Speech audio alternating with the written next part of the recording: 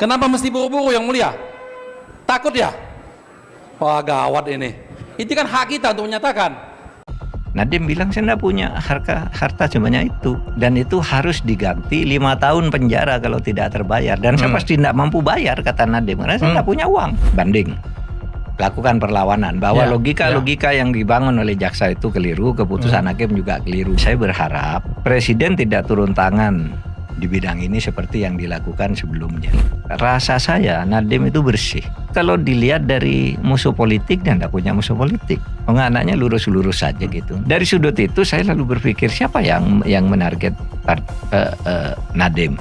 Penegak hukum itu galak dalam penegakan korupsi, ya saya senang aja, baguslah. Kalau tidak nyambung seperti itu kan tidak boleh, itu kedoliman, bukan penegakan hukum kan. Bayangkan negara tanpa hukum yang ditegakkan dengan baik, tanpa hukum yang benar, itu bubar. Tuhan itu selalu turun tangan ketika penguasa sudah berlebihan.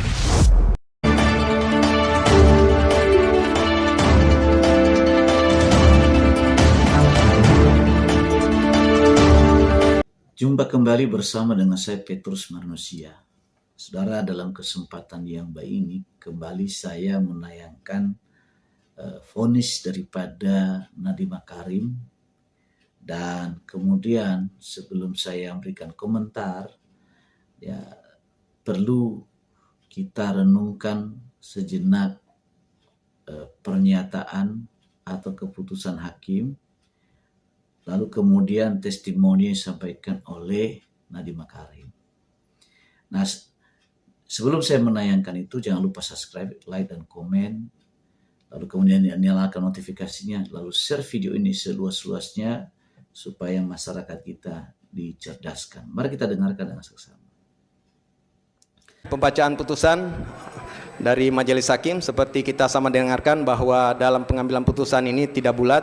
Salah satu hakim anggota menyatakan berbeda pendapat. Ini bukanlah sesuatu kelemahan, tetapi ini adalah cerminan kebenaran dan integritas dari Majelis Hakim.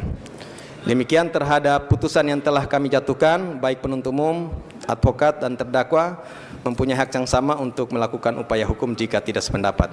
Dan untuk putusan, di awal kami sampaikan bahwa putusan ini sudah lengkap dan akan kami serahkan besok, sudah bisa terupload untuk bisa diterima masing-masing pihak. Demikian untuk putusan hari ini nyatakan selesai dan ditutup.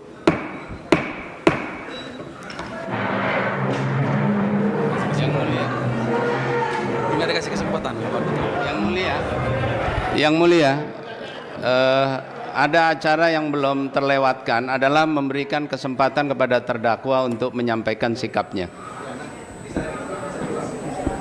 Loh, kenapa mesti buru-buru yang mulia? Takut ya? Wah gawat ini. Itu kan hak kita untuk menyatakan. Saya mendengarkan para hakim-hakim berbicara, tapi keempat hakim yang memvonis saya 10 tahun bersalah itu tidak bisa melihat saya ke mata saya langsung.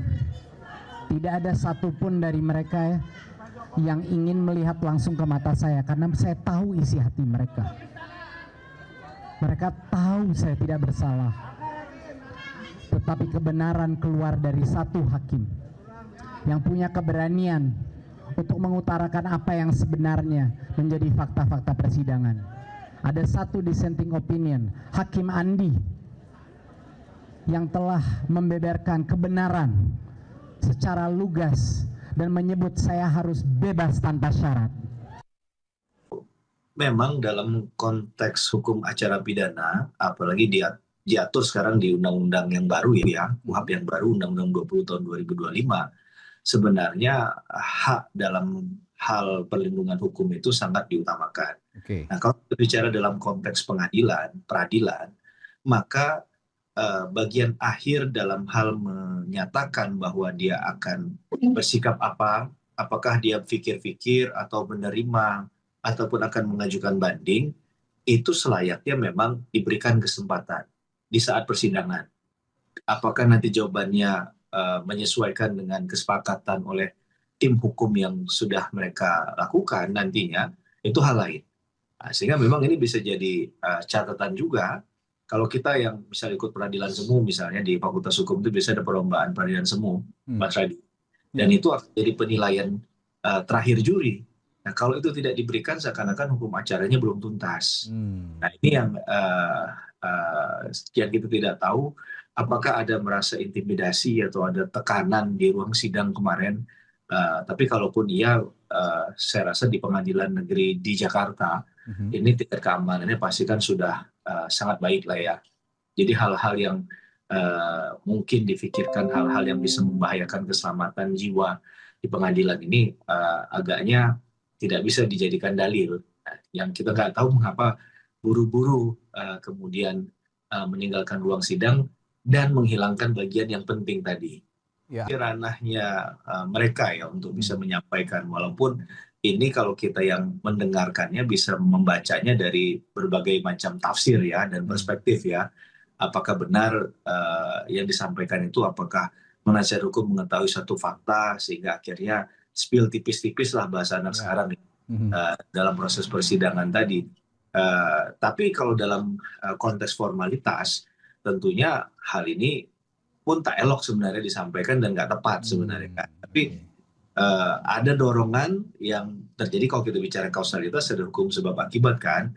Mengapa kemudian ada tindakan yang dilakukan oleh penasihat hukum ya terhadap fakta tadi, keluarnya hakim dari ruang sidang sebelum memberikan haknya atau mendengarkan haknya dari si terdakwa.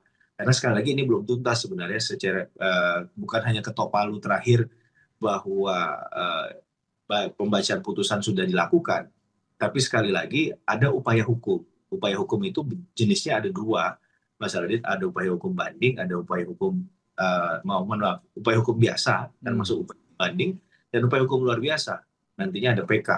Nah, ini yang kemudian sebenarnya jadi bagian dari timnya kuasa hukum juga masih punya hak untuk menyampaikan tadi.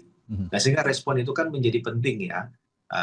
Saya nggak tahu apakah nanti kemudian ditambah narasi lagi dengan catatan yang lain. Jangan-jangan itu yang kemudian tidak diinginkan mungkin oleh majelis hakim, ada berbalas pantun setelah putusan tadi. Nah, yang paling dekat sih menurut saya alasan itu yang agaknya memungkinkan begitu ya, sehingga akhirnya buru-buru meninggalkan ruang sidang. Kalau bicara tentang setelah itu ada agenda, pasti setiap hakim ada agenda persidangan ya, apalagi kalau di Pengadilan Negeri Jakarta itu mungkin satu hari bisa lebih dari 5 perkara yang ditangani. Itu juga butuh konsentrasi dan juga butuh kehadiran yang bersangkutan.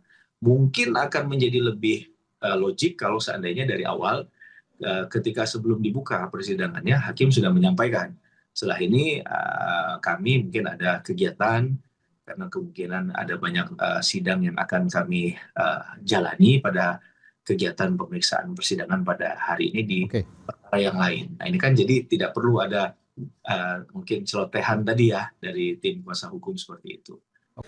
Saudara, inilah gambaran hukum kita. Dan secara pribadi saya sangat sedih. Seorang Nadiem Makarim, saya tidak mengenal beliau. Ya. Tapi saya bicara objektif. Kerugian negara yang dinyatakan atau yang dituntut oleh jaksa dan hakim memberi keputusan sebetulnya jauh dari sebuah kebenaran. Dan saya juga mengatakan kepada jaksa dan kepolisian, Anda punya keluarga loh. Ya. Kalau Anda punya keluarga, Anda mengkriminalisasi orang lain, sewaktu-waktu keluarga Anda pun akan dikriminalisasi, termasuk diri Anda sendiri. Ya. Sisi lain, catat baik-baik, hakim yang memutuskan ini Anda bertanggung jawab di hadapan Tuhan di akhirat dan juga selama Anda hidup. Karena apa? Ketika Anda menghukum seseorang dengan keputusan yang tidak objektif, di mana Anda tidak memiliki bukti yang kuat bahwa seorang Nadiem Makarim ini benar-benar menyalahgunakan wewenangnya, memperkaya diri sendiri, dan lain sebagainya. Ini sangat menyedihkan. Ini luar biasa. Ya. Ini kan masalah pembalasan Tuhan itu hanya masalah waktu. Ya, bisa selama Anda menjabat sebagai jaksa, sebagai hakim, bisa juga pada waktu Anda menjelang pensiun. Dan bisa juga di dalam kehidupan Anda, di keluarga Anda akan mengalami hal-hal demikian. Tidak mungkin tidak. Kenapa? Karena jeritan istri dan anak-anak daripada Nadiem Makarim ini tuh begitu tersayat akibat tindakan yang dilakukan oleh jaksa ini. Begitu menyedihkan. Ya. Dan itu baru hanya satu Nadiem Makarim. Masih banyak lagi masyarakat lain yang terzalimi oleh proses penegakan hukum ini. Ya. Hati-hati, ya. Ini hanya masalah waktu saja. Ya. Kalau Anda tidak segera menyadari kesalahan ini, dan saya berharap di tingkat banding nanti di Pengadilan Tinggi DKI, saya berdoa dan saya berharap hakimnya objektif, ya, menegakkan kebenaran yang sesungguhnya. Coba kita lihat tadi, ketika hakim memutuskan, biasanya lazimnya hakim itu memberikan kesempatan kepada tervonis untuk menanggapi apakah dia naik banding atau menerima. Tapi kalau ini tidak, begitu memutuskan, majelis hakim meninggalkan ruang sidang sampai pembelanya pun mengatakan, kenapa hakim takut? Kenapa tidak memberikan kesempatan? Karena takut atau bagaimana? Nah, ini saya curiga itu ada tekanan yang luar biasa di belakang semua. Ada apa? Persengkokolan apa yang dilakukan oleh orang-orang tertentu di balik semua ini? Sekali lagi, hati-hati loh, apa yang Anda tabur pasti Anda akan menuai. Nah, demikianlah tayangan saya kali ini. Sampai ketemu di tayangan saya selanjutnya. Tuhan memberkati. Shalom.